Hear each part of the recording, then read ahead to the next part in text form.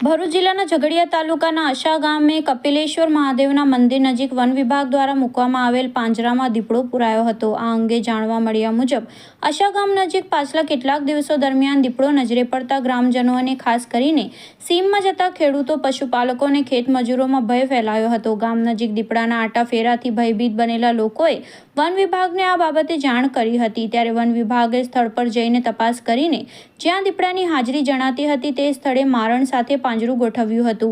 One વિભાગે મુકેલ પાંજરામાં એક માદા દીપડી ઝડપાઈ હતી અને તેણે પાંજરામાં મુકેલ મારણનું ભક્ષણ પણ કર્યું હતું। અશા ગામ નજીક ઝડપાયેલા માદા દીપડીને વન વિભાગ દ્વારા ખોરાક પાણી મળી રહે તેવા સલામત સ્થળે છોડી દેવાશે એમ જણાવાયું હતું। ઉલ્લેખનીય છે કે ઝઘડિયા તાલુકામાં લાંબા સમયથી દીપડાની વસ્તી જોવા મળે છે। તાલુકામાં શેરડીનો પાક વિપુલ પ્રમાણમાં લેવાતો હોય શેરડીના ખેતરો દીપડા માટે આશ્રય સ્થાન મનાય છે। અશા ગામે નજરે પડતો દીપડો ઝડપાતા લોકોને રાહતનો દમ લીધો હતો।